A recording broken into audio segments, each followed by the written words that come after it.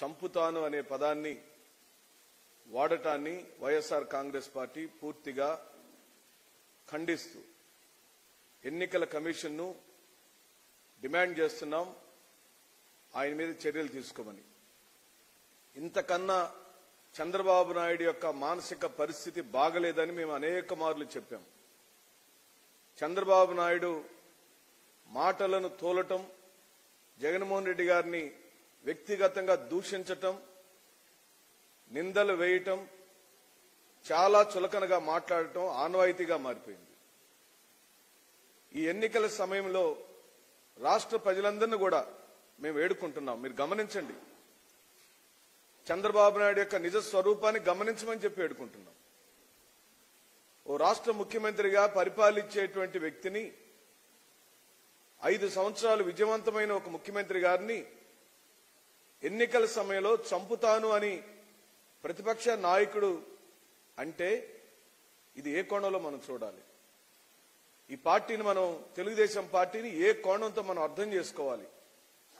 ఈ రాష్ట్రంలో జరిగిన హత్యా రాజకీయాలు, ఈ రాష్ట్రంలో జరిగిన అనేకమైన దాడులు, అనేకమైనటువంటి కేసులు, అనేకమైన విభజనలు, అనేకమైన ఘోరాలు, నేరాలు తెలుగుదేశం పార్టీ చేసిందని మేము చెబుతున్నప్పుడు, మేమేదో ప్రతిపక్షం వాళ్ళమని, ఆ రోజున మేము ప్రతిపక్షంలో ఉన్నప్పుడు, ఈయన అధికారంలో ఉండినప్పుడు అనేక సంఘటనలు జరిగినాయి.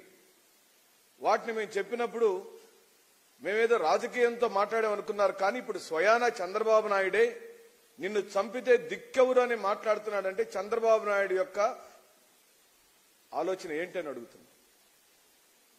ఒళ్ళు కొవ్వెక్కి మాట్లాడుతున్నాడా? మతి చెడి మాట్లాడుతున్నాడా?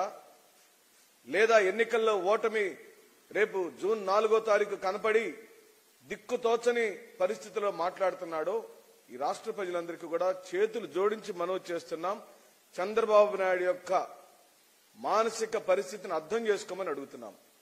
ఆ ఒక్క మాటే కాదు, దద్దమ్మన్నాడు ముఖ్యమంత్రి గారిని, సైకో అంటున్నాడు, శనీశ్వరుడు అన్నాడు, డ్రామా కంపెనీలు బాస్ అన్నాడు, అహంభావి అంటున్నాడు. ఏమిటండి ఈ మాటలు? ఏమిటిది? ఏం కన్ను మీద కాలట్లేదా చంద్రబాబు నాయుడు? ఒళ్ళు కొవ్వెక్కి తిక్క తిక్క మాటలు మాట్లాడుతున్నావా?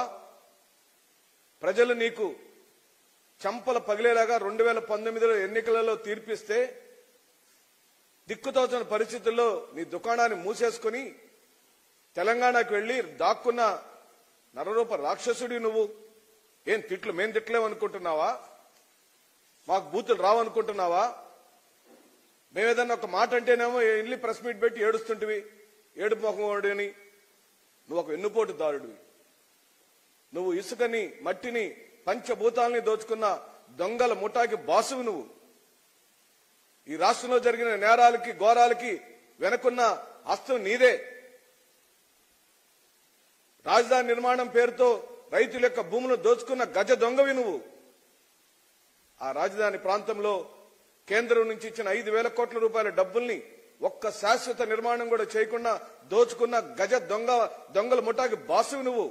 ఈ దేశంలో వైట్ కాలర్ నేరస్తుడు ఎవడైనా ఉన్నాడు అనంటే, ఈ దేశంలో రాజకీయాలను అడ్డం పెట్టుకుని డబ్బులు సంపాదనే ధ్యేయంగా రాజకీయాలు చేసే కుయుక్తి కలిగిన రాజకీయ నాయకుడు ఎవడన్నా ఉన్నాడు అనంటే, ఆంధ్ర రాష్ట్ర పరువుని పదే పదే దిగదార్చిన వాడు ఎవడైనా ఉన్నాడంటే అది నువ్వే చంద్రబాబు నాయుడు. నువ్వే. నీ జీవితం అంతా డ్రామాలు, నీ జీవితం అంటేనే దోచుకోవటం, నీ జీవితం అంటే వెన్నుపోటు పడవటం, నీ జీవితం అనంటే ఈ రాష్ట్రాన్ని సర్వనాశనం చేయటం, జన్మభూమి కమిటీల పేరుతో గ్రామాల్ని దోచుకున్న గజ దొంగలు మీరు. ఇంకా సిగ్గు రాకుండా గౌరవ ముఖ్యమంత్రి గారిని పదే పదే అవహేళన చేయటం, మాట్లాడటం. ఏమయ్యా అంటే ఈ రాష్ట్రానికి పరిపాలించడానికి ఏం పేటెంట్ హక్కు ఉందా? నువ్వే పరిపాలించాలని ఏమన్నా రాజ్యాంగంలో రాసిపెట్టుందా? నువ్వు తప్పించి తెలివి కలిగినోడు ఎవరు లేరు అనుకుంటున్నావా? ఏముందయ్యా నీ తెలివితేటలు? ఏం సాధించావు ఈ రాష్ట్రానికి? విభజన సమయంలో విభజనకి కారకుడు నువ్వే. అదే కాంగ్రెస్ విభజన అయిపోయిన తర్వాత కాంగ్రెస్ పార్టీతో తెలంగాణ జతగట్టిన నువ్వు ఒక రాజకీయ బ్రోకర్వి, రాజకీయ వ్యభిచారివి నువ్వు. కేవలం డబ్బులు సంపాదించడం కోసం, ఆస్తులు కూడగట్టుకోవడం కోసం, నీ అనునాయులైన సంస్థలకు దోపిడీని చేసి పెట్టడం కోసము రాజ్యాంగపరమైన సీఎం పదవిలో ఉండి ప్రజల యొక్క ధనం, మాన ప్రాణాలు దోచుకున్న దొంగవి నువ్వు.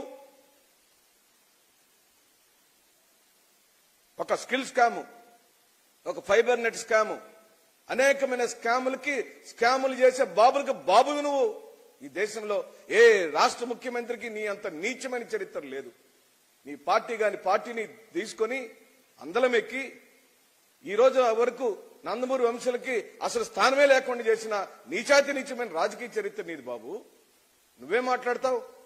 తండ్రి చనిపోతే ఒంటరిగానే నిలబడితే కాంగ్రెస్ పార్టీ కేసులు పెట్టి బాధ పెడితే, అవమానపరిస్తే ఏ మాత్రం ఒక్క క్షణం కూడా బాధపడకుండా ప్రజల కోసం నిలబడ్డాడు, ప్రజలతోనే ఉన్నాడు. సుమారుగా 5,000 కిలోమీటర్ల పాదయాత్ర చేశాడు. ప్రజల యొక్క మనస్తత్వాన్ని అర్థం చేసుకున్నాడు. ఈ రాష్ట్ర యొక్క స్థితి గతులను అర్థం చేసుకున్నాడు. ఈ రోజున తిరుగులేని మహానాయకుడిగా ఎదిగాడయా మా నాయకుడు. మా నాయకుడికి దేశంలో చరిత్ర ఉంది. మా నాయకుడు ఎవరి పార్టీని లాక్కోలా, ఎవరిని వెన్నుపోటు పడాలా, ఒక్కడే పార్టీ పెట్టుకున్నాడు, ఒక్కడే గెలిచాడు. రేపు కూడా ఒక్కడే ఉంటాడు, ఒక్కడే గెలుస్తాడు. నీకు దిమ్మ తిరిగిపోయే రిజల్ట్ ఇస్తాడు. నువ్వు తెచ్చుకో, ఎవరినైనా సినిమా యాక్టర్లను తెచ్చుకో, ఢిల్లీ వాళ్ళని తెచ్చుకో, లేకపోతే పక్క పార్టీ వాళ్ళని తెచ్చుకో, లేకపోతే కాంగ్రెస్ పార్టీతో కూడా జతకట్టు. మాకే అభ్యంతరం లేదు. మాకు అసలు ఒక ఇసుమంతా కూడా భయమే లేదు. ఎందుకంటే నిన్ను తుక్కుగా ఓడించే ప్రజలు ఎప్పుడు ఎన్నికలు వస్తుందో ఆ 13వ తారీఖు కోసం ఎదురు చూస్తున్నారని చెప్పంటున్నాం. ఇప్పుడు నీ భాషతో అది తేటతెల్లం అయిపోయింది. ఏమయ్యా నువ్వేం మాట్లాడతావు? కర్నూలు ఇప్పుడు ప్రెస్ మీట్ పెట్టి ఏం మాట్లాడతారు? వాలంటరీ వ్యవస్థని జగన్మోహన్ రెడ్డి గారు ఈ దేశంలో ఏ ముఖ్యమంత్రి తీసుకురాని ఓ పరిపాలనా సంస్కరణ తెచ్చాడు. ఆ సంస్కరణే వాలంటరీ వ్యవస్థ. ఆ వాలంటరీ వ్యవస్థ ద్వారా ఈ రోజున అనేక మంది యువతలు వాళ్ళ యొక్క జీవితాలను ఈ సమాజం కోసం త్యాగం చేశారయ్యా. వాళ్ళు దేశభక్తులయ్యా, వాళ్ళు సమాజ ప్రేమికులయ్యా, సమాజ సేవకులయ్యా. వాళ్ళు నువ్వేమన్నావు? మూటలు మోసేవాళ్ళు వెధవలని చెప్పి తిట్టావు, బ్రోకర్లని చెప్పి తిట్టావు, అసాంఘిక కార్యక్రమాలు చేసే వాళ్ళని తిట్టావు, పెళ్లిళ్లు కావని చెప్పి తిట్టావు. నువ్వు తిట్టిన తిట్టులు వాళ్ళ యొక్క మనసుల్లో ఇప్పటికీ ఉన్నాయని చెప్పి సందర్భంగా చెబుతూ కోర్టుకు ఎవరు వెళ్ళారా బాబు? నిమ్మగడ్డ రమేష్ ఎవడు? నిమ్మగడ్డ రమేష్ని కోర్టుకు పంపించింది ఎవడు? నువ్వు కాదా తెర వెనుకుండి రాజకీయం చేసింది? వాలంటరీ వ్యవస్థను ఎన్నికల కార్యక్రమాల్లో ఉండకూడదని డిమాండ్ చేసి ఎన్నికల కోర్టుకు వెళ్లి ఆపించిన దొంగలు మీరు. ఈ సమాజాన్ని వ్యతిరేకిస్తున్న వాళ్ళు మీరు. ఈ సమాజంలోని పేదవాళ్లకు, అనారోగ్యంతో కునారిల్లుతున్న మంచంలో ఉన్నటువంటి వృద్ధులకు శత్రువులు మీరు. వాళ్ళని చంపిన 33 మందిని మర్డర్ చేశారు మీరు ఈ రోజున ఈ రాష్ట్రంలో. ఏ విధంగా అయితే పుష్కరాల దగ్గర నీ షోకుల కోసం, నీ సినిమా షూటింగ్ల కోసం ఏ విధంగా అయితే ఆ రోజున పుష్కరాల్లో చంపావో, ఆ పుష్కరాల్లో లాగానే ఈ రోజున వాలంటరీ వ్యవస్థని ఈ రోజున సమాజానికి సేవ చేయకుండా కోర్టులకు వెళ్లి ఆపించి ఆ 33 మంది పేదవాళ్లు చనిపోవటానికి కారకుడు నువ్వే. ఆ నిమ్మగడ్డ రమేషే, నీ పార్టీయే. ఇంటింటికి తిరిగి 1వ తారీఖున తెల్లవారుజామున 4 గంటలకే వెళ్లి నిద్ర లేపి గుడ్ మార్నింగ్ చెప్పి బాగున్నావా అమ్మా అని అడిగి వికలాంగులకు, వృద్ధులకు, వితంతువులకు, ఒంటరి మహిళలకు ప్రతి ఒక్కరికి డోర్ డెలివరీ చేశారయ్యా పెన్షన్ని. ఈ రోజున నువ్వు ఆ దుర్మార్గాన్ని నువ్వు తప్పనిసరిగా అనిపిస్తావు చంద్రబాబు నాయుడు. దేవుడు అనేవాడు ఉంటే, దేవుడు ఖచ్చితంగా ఉన్నాడు. నువ్వు ఆ పాపాన్ని నీ బిడ్డల తరం అనుభవిస్తావు. ఎందుకో తెలుసా? జగన్మోహన్ రెడ్డి గారు ఇచ్చే డబ్బులు 3,000 కోసం 30 రోజులు ఎదురు చూసే ఆ పేదవాళ్లు కన్నీటితో మొన్న జరిగిన 1వ తారీఖు నాడు నీ కోసం అందరూ దేవుడిని అడుగుంటాడు, అయ్యా ఈ నీచుడిని అర్జెంటుగా తీసుకుపోమని. ఈ నీచుడు ఈ ఆంధ్ర రాష్ట్రం లేకుండా ఉంటేనే ఈ ఆంధ్ర రాష్ట్ర ప్రజలందరూ బాగుపడతారని ఈ రోజున ఆ వృద్ధులందరూ అనుకున్నారని ఈ సందర్భంగా నేను మనవి చేస్తూ, మీరు ఎన్ని తిట్లు తిట్టారు వాలంటరీ వ్యవస్థని? వాలంటరీ వ్యవస్థ విఫలమైందని, వాలంటరీ వ్యవస్థ అవసరం లేదని, వాళ్ళందరినీ అల్లరి చెల్లరి వాళ్ళని తీసుకొచ్చి వాలంటీర్లుగా పెట్టారని ఆ రోజున కామెంట్ చేశావు. ఇప్పుడేమో వాలంటరీ వ్యవస్థకు నేను అధికారంలోకి వస్తే 15,000 రూపాయలు 10,000 రూపాయలు ఇస్తానని చెప్పి మాట్లాడుతున్నావు. నువ్వు నీ ఇచ్చిన 6 హామీలతో పాటు ఈ వాలంటరీ వ్యవస్థ మీద నువ్వు చేసిన కామెంట్ల ద్వారా నువ్వేం ఒప్పుకుంటున్నావంటే జగన్మోహన్ రెడ్డి గారి యొక్క పాలసీలన్నీ కరెక్ట్ అని, జగన్మోహన్ రెడ్డి గారు పరిపాలనా దక్షుడని, జగన్మోహన్ రెడ్డి గారు తీసుకొచ్చిన సంస్కరణలన్నీ ఈ రాష్ట్రానికి అవసరమని నువ్వే చెప్పావు. ఎక్కడంటే వాలంటీర్లకు నేను 10,000 ఇస్తానని చెప్పడం ద్వారా. అలాగనే జగన్మోహన్ రెడ్డి గారు తీసుకొచ్చిన నవరత్నాల్లోని పథకాలను కాపీ కొట్టావు. మేము తెచ్చిన అమ్మఒడిని పెంచుతానని చెప్పి అంటున్నావు. అలాగనే మా చేయూతను పెంచుతానంటున్నావు. రైతు భరోసాని పెంచుతానంటున్నావు. మా పథకాలను పెంచడం తప్పించి నువ్వు కొత్తగా ఏమైనా చెప్పావా? నువ్వు కొత్తగా ఏదైనా పథకాన్ని ఆలోచించావా? ఆ బస్సుల్లో ఆడాళ్లకి ఫ్రీగా టికెట్లు ఇచ్చేదేమో, లేదా ఫ్రీగా ప్రయాణం చేయించేదో కాంగ్రెస్ వాళ్ళ దగ్గర కాపీ కొట్టావు. నువ్వు నారా చంద్రబాబు నాయుడు తన రాజకీయ సంస్కరణలలో భాగంగా పరిపాలనా దక్షుడిగా ఆయన ఈ రాష్ట్ర ప్రజల కోసం, పేదవాళ్ల కోసం ఏం చేశాడో చెప్పి ఓట్లు అడగండి. మాకేం అభ్యంతరం లేదు. మీకేం హక్కు ఉంది రాష్ట్రంలో ఓటు అడిగే హక్కు?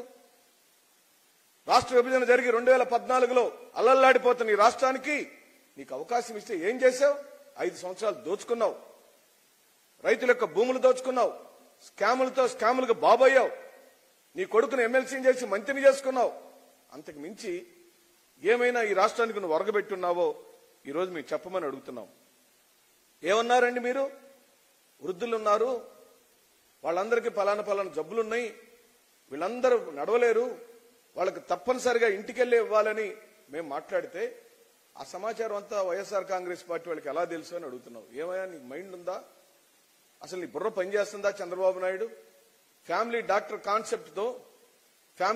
కాన్సెప్ట్తో ప్రతి ఇంటిలో ఉన్న ప్రతి ఒక్క జబ్బులకు సంబంధించిన సమాచారం సమగ్రంగా రాష్ట్ర ప్రభుత్వం దగ్గర ఉందాయా? ప్రతి ఇంటిని జల్లెడబట్టారు. నీకు తెలీదా? కోవిడ్ టైంలో ప్రతి ఇంట్లో కోవిడ్ రోగస్తులు ఎంతమంది ఉన్నారు, ఎక్కడి నుంచి వచ్చారు? ఇంకా కోవిడే కాదు మరి ఏ ఇతర జబ్బులు ఉన్నాయనే సమాచారం ఆ రోజే తెచ్చుకుంది రాష్ట్ర ప్రభుత్వం. ప్రతి ఇంట్లో ఎక్కడ వికలాంగులు ఉన్నాడు, ఎక్కడ వితంతు ఉంది, ఎక్కడ వృద్ధుడున్నాడు, ఎక్కడ ఒంటరి మహిళ ఉంది, ఎక్కడ కిడ్నీ బాధితులు ఉన్నారనే సమాచారం, సమగ్రమైన సమాచారం రాష్ట్ర ప్రభుత్వం దగ్గర ఉంది. వాళ్ళందరూ రేపు 1వ తారీఖు నాడు సచివాలయంకి వెళ్లి పెన్షన్ తీసుకురావటం అని కుదరదనే చెప్తాం. వాళ్ళకి తప్పనిసరిగా డోర్ డెలివరీ చేయమంటే ఆ డోర్ డెలివరీ సిస్టాన్ని ఆపిన దొంగలు మీరు, దుర్మార్గులు మీరు. సమాజాన్ని కేవలం కుల మత ప్రాంతాలుగా విభజించి పరిపాలించాలనే కుయుక్తి రాజకీయ వ్యాఖ్యల సమూహమే తెలుగుదేశం పార్టీ. ఆ తెలుగుదేశం పార్టీకి నువ్వు ముఠా నాయకుడివి, దొంగల ముఠాకి నాయకుడివి, గజ దొంగలకు నాయకుడివి.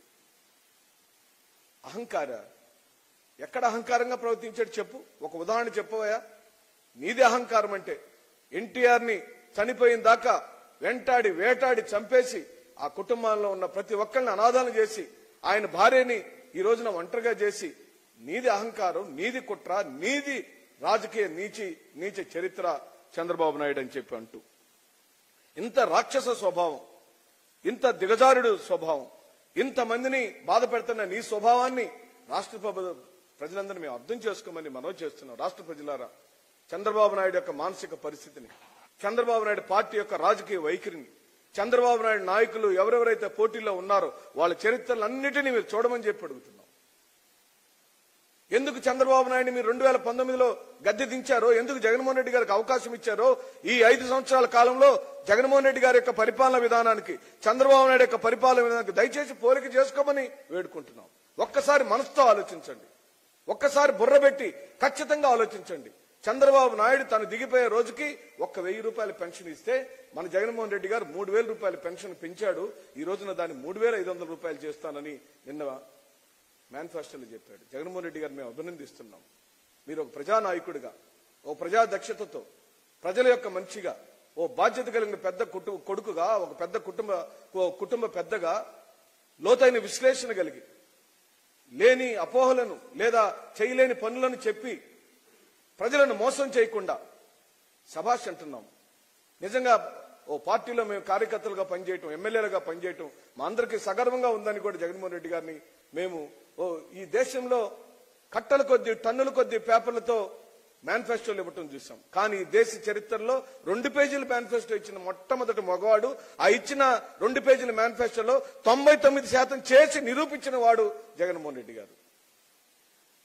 జగన్మోహన్ రెడ్డి గారి యొక్క మేనిఫెస్టోలో ఎంత పదునైన లోతైన భావం ఉందో ఆయన యొక్క పరిపాలనలో కూడా అంత లోతైన సమాజ బాధ్యత ఉందని ఈ సందర్భంగా నేను మనవి చేస్తూ, జగన్మోహన్ రెడ్డి గారు ఒక చరిత్రకారుడు. ఈ దేశంలో ఏ ముఖ్యమంత్రి సాధించలేని అనేకమైన విజయాలు ఒక్క 5 సంవత్సరాల్లోనే సాధించాడు. అది ఒక వాలంటరీ వ్యవస్థ కావచ్చు, ఒక రైతు భరోసా ఆర్బీకే సెంటర్ల స్థాపన కావచ్చు, సచివాలయ వ్యవస్థ కావచ్చు, లేకపోతే ఇచ్చిన ఉద్యోగాల వ్యవస్థ కావచ్చు, నాడు నేడు పేరుతో స్కూల్ భవనాలను బాగు చేసిన సందర్భం కావచ్చు, నాడు నేడు పేరుతో ప్రాథమిక ఆరోగ్య కేంద్రాలను బాగు చేసిన సందర్భం కావచ్చు, అనేకమైన ఆరోగ్య కాలేజీలను యూనివర్సిటీలను తెచ్చిన సందర్భం కావచ్చు. మరి ఇవన్నీ ఎలా పోతాయండి? ఒక గ్రామంలోకి వెళ్తే ప్రతి చోట జగన్మోహన్ రెడ్డి గారి పరిపాలన ఉంది, ప్రతి ఇంట్లో జగన్మోహన్ రెడ్డి గారి పథకం ఉంది, ప్రతి గుండెల్లో జగన్మోహన్ రెడ్డి గారు అనే నాయకుడు సుస్థిరమైన ప్రజాభిమానాన్ని సాధించుకుని ఉన్నాడు. నీకు చంద్రబాబు నాయుడు, నువ్వు పవన్ కళ్యాణ్ తెచ్చుకో, మోడీని తెచ్చుకో, షర్మిలమ్మని తెచ్చుకో, సునీతమ్మని తెచ్చుకో, ఎల్లైని తెచ్చుకో, పుల్లైని తెచ్చుకో, కోటైని తెచ్చుకో, మొత్తం ఒక తక్కెట్లో కూర్చోండి, ఇటు మాత్రం ఒక్కడే ఉంటాడు. ఆ ఒక్కడు నిజాయితీ కలిగిన వాడు, ఆ ఒక్కడికి ఈ దేశంలో ఓ చరిత్ర కలిగిన వాడు, ఆ ఒక్కడు తన తండ్రి యొక్క పాలనా ధర్మాన్ని భుజాల మీదకి ఎత్తుకొని ఒక్కడే మోస్తున్నవాడు. ఆయనకి మీరు పోటీయే కాదు, మీరు అసలు పోటీయే కాదు. అబద్ధాల పుట్టతో మీరు మాట్లాడే మాటలు మేము అడుగుతున్నాం. మా పథకాలను కాపీ కొట్టడం తప్పించి నువ్వేం సాధించావు అని అడుగుతున్నాం. మా మేనిఫెస్టో చూడండి. రాష్ట్ర ప్రజలను కూడా మేము అడుగుతున్నాం. 9 నవరత్నాలను అలాగే ఉంచుకుని ఆ నవరత్నాలను పెంచుకుంటూ పోయాడు. 3,000 ఉన్న పెన్షన్ని 3,500 చేస్తానని చెప్పారు. రైతు భరోసాని 80,000కి పెంచుకున్నారు. అలాగనే అమ్మఒడి డబ్బులు 15,000 రూపాయలు, దాన్ని 17,000 రూపాయలకు పెంచారు. 75,000 ఉన్న చేయూత డబ్బుల్ని 1,50,000 రూపాయలకు పెంచారు. 0 వడ్డీ రుణాలు వారు పరిపాలనిచ్చే సమయానికి 1,00,000 రూపాయలు ఉండేది, వారి పరిపాలన అది 2 లక్షలు అయింది. ఇప్పుడు అది 3 లక్షలు రుణాలు స్థాయిని ఇస్తామని డోక్రా మహిళలకు చెప్పడం జరిగింది. ఈబీసీ నేస్తం కేవలం 40,000 ఉండేది, ఈరోజు దాన్ని 1,05,000 రూపాయలు చేశాడు. అంటే ఎస్సీ ఎస్టీ బీసీ మైనార్టీలకు మాత్రమే సంక్షేమ పథకాలు ఇస్తున్నారు జగన్మోహన్ రెడ్డి గారని మీరు మాట్లాడే తెలుగుదేశం పార్టీ మాటలు మేము ఎలా మర్చిపోగలుగుతాం? ఎస్సీ ఎస్టీ బీసీ మైనార్టీలకు పప్పు బెల్లాల్లాగా రాష్ట్ర ఖజానంతా పంచుతున్నాడని నువ్వు చేసిన అవహేళనని రాష్ట్రంలోని ఎస్సీ ఎస్టీ బీసీ మైనార్టీలు ఎలా మర్చిపోతారు బాబు? ఈ రోజున ఈబీసీలు అనగా రెడ్డి గారిలోని, కమ్మవారిలోని, బ్రాహ్మణ్స్ లోని, వైశ్యుల్లోని, క్షత్రియుల్లోని, ఫలానా కులాల్లోని పేదవాళ్లకు, బిలో పావర్టీ లైన్ లో కటిక పేదరికల్లో ఉన్న వాళ్ళందరికీ కూడా ఈ రోజున ఈబీసీ నేస్తం ఒక ఆసరాగా నిలబడుతుంది. అలాగనే కాపు నేస్తం పెంచారు. అలాగనే మత్స్యకార భరోసా పెరిగింది. ఇవన్నీ కూడా రాష్ట్ర ప్రజలు గమనించి ఓ నిజాయితీ కలిగిన నికార్సైన ఓ నాయకుడిని మళ్లీ దీవించమని మీ మధ్యలో తిరుగుతున్నాడు. ఎండనక వాననక పోయిన మారు కూడా తిరిగాడు, ఒక్కడే తిరుగుతున్నాడు. రాష్ట్ర ప్రజలను మీరు గమనించండి.